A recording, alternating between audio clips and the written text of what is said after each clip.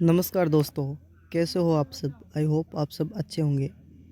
तो दोस्तों आज अपनी बात करने वाले हैं 12वीं का एग्ज़ाम अब रिसेंटली हो चुका है इलेक्ट्रीशियन थ्योरी का।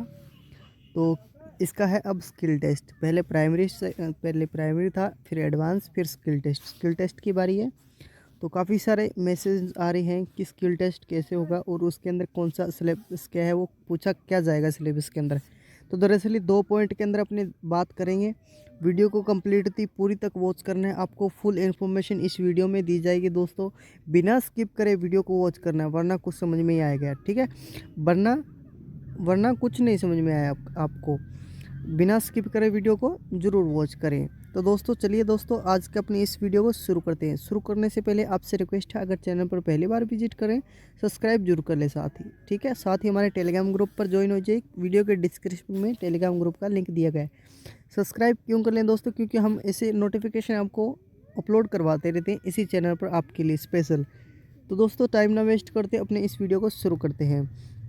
पहला क्वेश्चन हम ले लेते हैं कि कैसे होगा इसका स्किल टेस्ट। तो स्किल टेस्ट की मैं आपको बात कर देता हूँ। जैसे एग्जांपल के तौर पर अपने मैं ले चलता हूँ आपकी, जब आईटीआई के अंदर आप हुआ करते 2 साल की थी इलेक्ट्रिशियन, जो इलेक्ट्रिशियन ट्रेड की थी। तो इसके अंदर आपके प्रैक्टिकल हुए थे। तो ईयर वाइज भी था, सेमेस्टर वाइज था किसी का, ठीक है? तो ईयर वाइज अपनी बात करें तो ईयर फर्स्ट ईयर का अलग था और सेकेंड ईयर का अलग अलग प्रैक्टिकल हुआ था। प्रैक्टिकल कैसे हुए थे दोस्तों? प्रैक्टिकल हुए थे, मान लो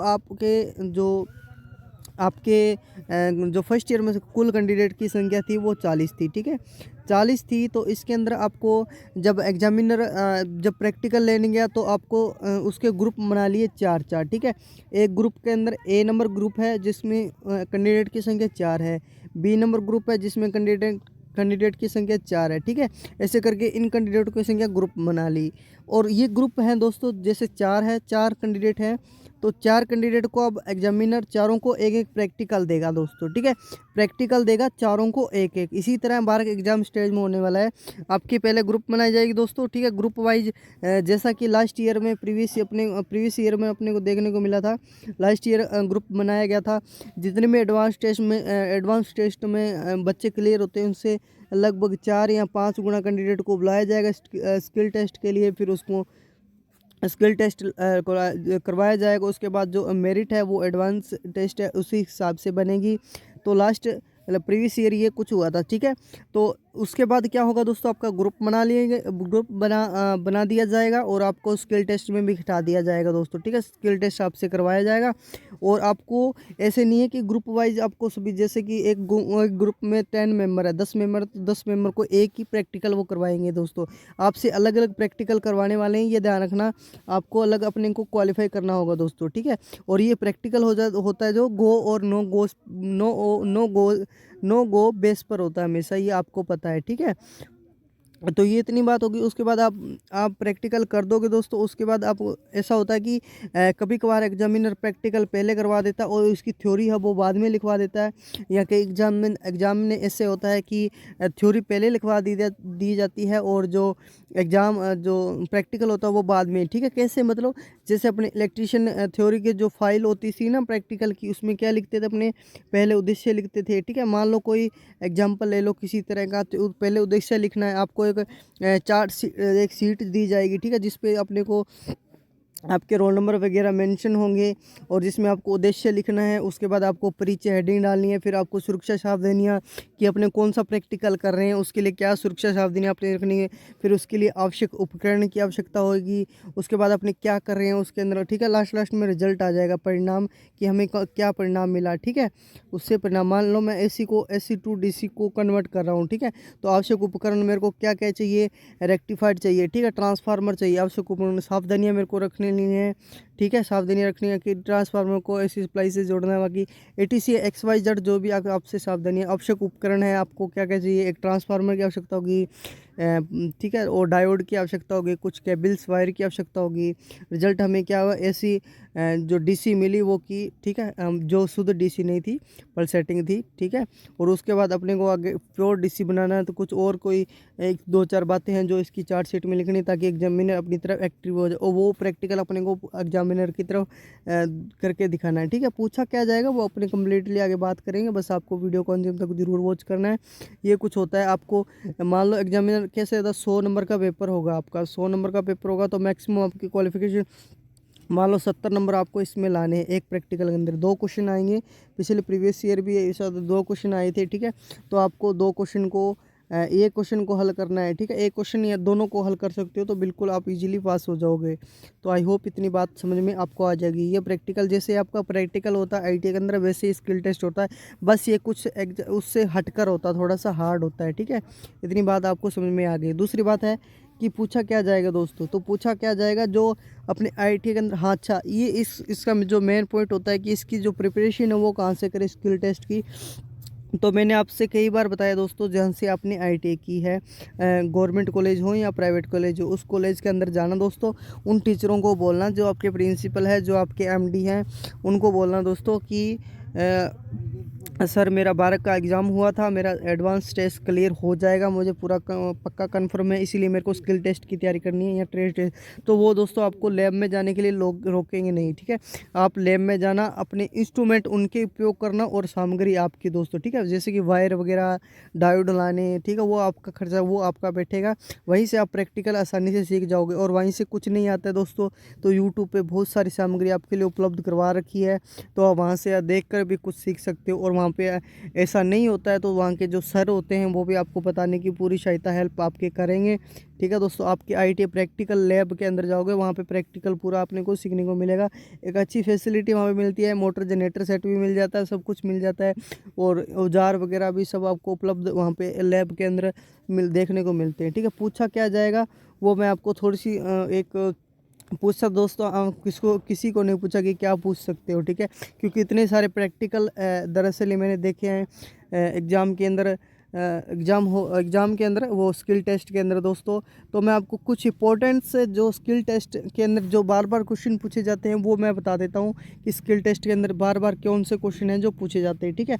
तो मैं ले चलता हूँ सीधे, मेरे पास एक लिया हुआ है दोस्त, स्क्रीनशॉट पड़ा है, उसी के पास चलता हूँ दोस्तों। किसी ने वो मेरे को सेंड किया था, तो मैं आपको वो दिखाने वाला हूँ आज। तो चलिए दोस्तों स्क्रीनशॉट पे चलते हैं। तो दोस्तों ये है वो स्क्रीनशॉट, आप देख सकते हैं। ट्रेड थ्योरी प्रैक्टिकल व्यवसायिक ज्ञान एक कौशल, बड़े बड़े तरीके में उस कैंडिडेट ने मेरे को लिख के भेजा था। एक डीओसी में लिखा था उसने, और उसके बाद मेरे को भेजा था, ठीक है, डीओसी के अंदर। तो दोस्तों इसने पहला पॉइंट लिखा है, सुरक्षा एवं पर्यावरण, आग बुझाने की मशीन के उपयोग एवं कृत्रिम श्वसन पुरंजगी। ये आपको करने हैं दोस्तों प्रैक्टिकली, ठीक है, लैब के अंदर। व्यापार उपकरण, उसके मानकीकरण, जो उसके मानकीकरण इंट्रोडक्शन होते हैं वो, विभिन्न प्रकार के कंडक्टर आपको याद होने चाहिए, केबल, उनकी त्वचा, स्किन, केबल जॉइंट आपको बनाने आने चाहिए, फुल जॉइंट बनाने, टी जोड़, ब्रिटेनिया जोड़, ठीक है, सारे जोड़ आपको सीखने हैं लैब के अंदर, आपको प्रैक्टिकली कर करके, ठीक है।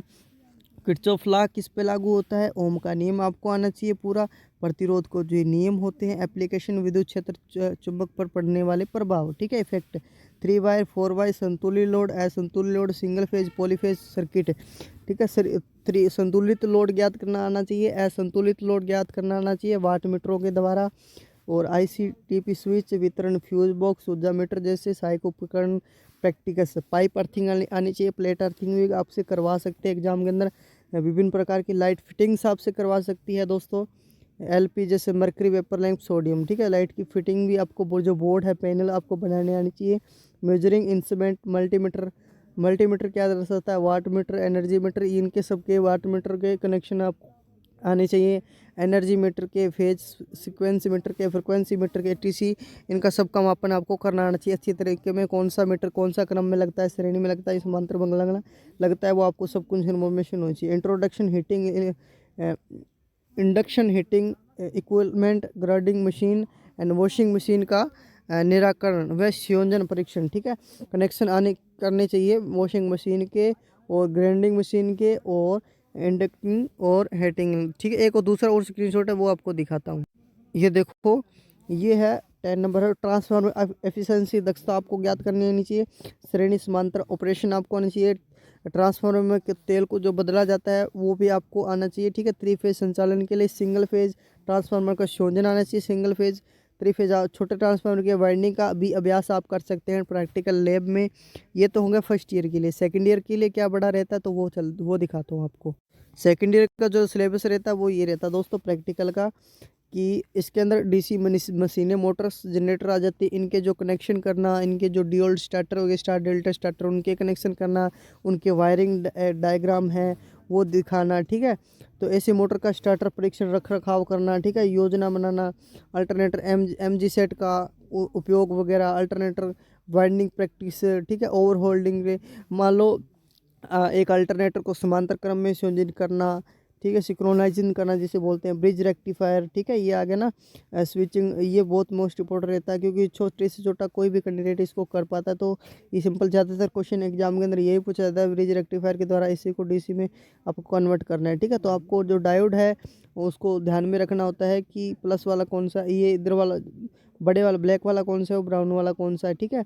इसको करके, और ट्रांसफार्मर की जो कनेक्शन उसको ध्यान से, एम्पलीफायर डायोड्स वो है, कंपन वगैरह, CRO आपको देखना आना चाहिए। दूसरा जो स्क्रीनशॉट है वो ये है कि इसके अंदर देखो वोल्टेज स्टेबलाइजर, ये इसके अंदर देखो क्या लिखा है, इलेक्ट्रॉनिक्स नियंत्रण, AC टू DC मोटर गति नियंत्रण, voltage stabiliser, emergency light, battery charger, UPS converter परीक्षण आपको टेस्ट करना होगा। विश्लेषण, मरम्मत व अभ्यास, इसका आप स्क्रीनशॉट लीजिएगा वीडियो को रोक रोक के, ठीक है। थर्मल हाइड्राइल्स और पवन ऊर्जा प्रणाली, सौर पैनल इंस्टॉलिंग, ये इतने सारे इंपॉर्टेंट्स है आपके लिए, ठीक है दोस्तों। तो आपके लिए बता दिया मैंने, इंपॉर्टेंट बता दिया कि क्या कुछ पूछ सकता है। बाकी आप भी एग्जामिनर जो टीचर होगा आपके ITA के अंदर, वहाँ से आप पूछ सकते हो। वहाँ से उनकी बुक है जो ITA की, वो लेकर पढ़ सकते हो, बहुत ही अच्छी। उसके अंदर जो प्रैक्टिकल होते हैं वो हेडलाइंस आपको बता देंगे किस तरह का आपको स्किल टेस्ट के अंदर लिखना है।